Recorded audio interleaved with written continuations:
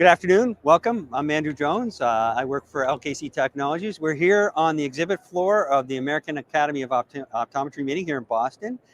Thank you very much for joining us today. We're doing a student demo, and we have a volunteer here. Thank you very much. And so I'll tell you a little bit about the device first. So the Retinal is a handheld full field ERG. So what it does is it creates light stimuli. And what you do is you hold this in front of the eye, and the light stimuli will actually trigger an electrical response out of the retina. And so the device itself measures two things. It measures the time of response in milliseconds, and it measures the strength of the response or amplitude in microvolts. All the tests on the device will measure those two things. What varies is depending on the test that you're doing or the disease that you're kind of targeting, the stimuli will change. So for example, with diabetic retinopathy, we're really targeting the bipolar cells. And so what happens is we do a bright white flash, almost like a flicker or like a strobe effect.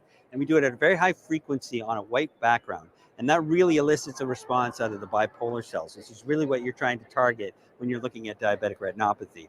However, if we are looking at a test for glaucoma, for example, we'll do a different test. It will be a low frequency flash. It would be a red flash on a blue background. And that's really looking at retinal ganglion cell function. So retinal ganglion cell function is obviously what you're looking at when you're looking at glaucoma.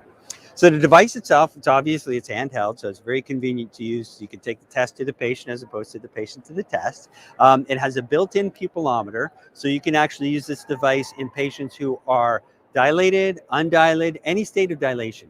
The built-in pupillometer will actually measure the pupil in real time and adjust the level of brightness depending on the pupil size to ensure you're getting a consistent level of light hitting the retina. So the test I'm going to choose for this one is actually the Flicker 16 Trollin. So that's our quickest test. That's for patients who you're concerned about diabetic retinopathy or ischemic disease. What I do is I press new test on the device. It asks me to basically choose a code or patient ID. You can use your patient code if you like, your chart number, anything like that. It asks me to put in the birth date. Month and day are important, but the most important thing is year, because you want to make sure you're comparing to the normative database the proper year. So if you're okay, do you mind if I ask you your year of birth? Yeah, of course, 1989. 1989. Okay, so I'm going to make that adjustment. All right, so we're good for 1989. Boom. Make sure we do a proper comparison.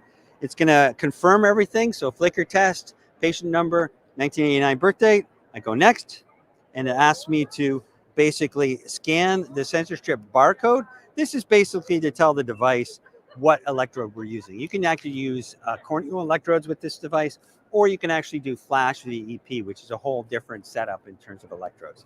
So I'll put the device down, and I'll actually prep the skin and put the sensor strips on.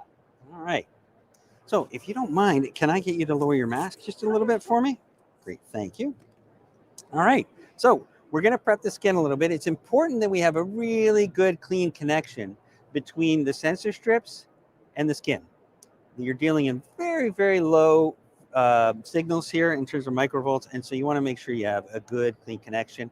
Get rid of any makeup, any oils, anything like that, and also you want to make sure that you don't get any hair in between the sensor strips and the skin. That's very important as well. So thank you for sacrificing your makeup for us. Appreciate that. All right, that should be a little farther. Goes quite a ways out to the temple. There we go. That should be good. And then we are going to use a Kleenex just to dry. You want to make sure you have dry skin to have good adherence. There we go. And then open up the package. Make sure you don't open up on the barcode end, because if you have to scan it again, that's important. The device actually, or the sensor strips actually has a diagram of where you're supposed to place the sensor strips. You're supposed to line up the end of the sensor strip with the middle of the pupil. So you have the patient kind of look forward. And then you have to put it a couple millimeters below the lid lash line. All right, so we'll do the first one here. All right, so if you could just look straight at me, that would be great. And we'll place that there. Make sure we don't get any hair. Do you mind if I push your hair back a little bit? Go for it. Perfect. All right. Okay. And it's doing great. Thank you very much. Make sure we're good there. All right, those look good. I got the device here. I'm all set to go. So first thing we do We connect the clip here to the sensor strip in the right eye. It's right eye first always. And then do you mind including your left eye for me, please? All right, I go next. Automatically detects that it's connected. I hold the device up to the eye here through the eye cup, and it highlights the pupil in blue. That means the pupillometer's picked it up. And I keep the pupil inside the green circle through the duration of the test. And it's going to do 50 flashes in about 15 seconds. It's okay if the patient blinks. If there's any blink artifact, it'll just eliminate those measurements and average the rest. All right, so we are all done with the right eye. All right, we'll just repeat the same process with the left eye. And then if you could occlude, there we go. Thank you.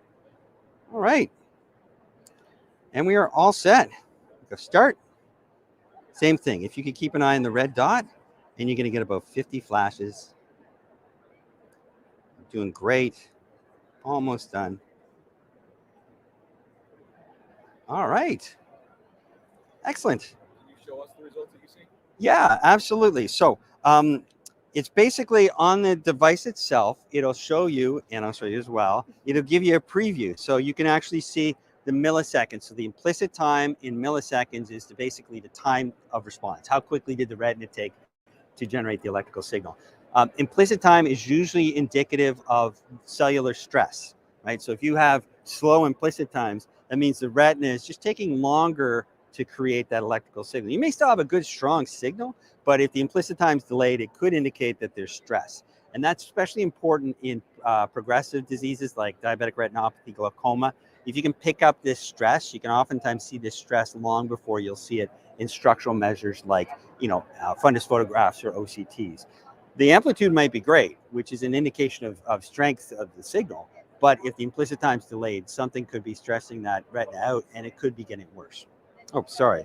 All right. And then the next thing is, you can see this on the screen itself. You actually see the waveform.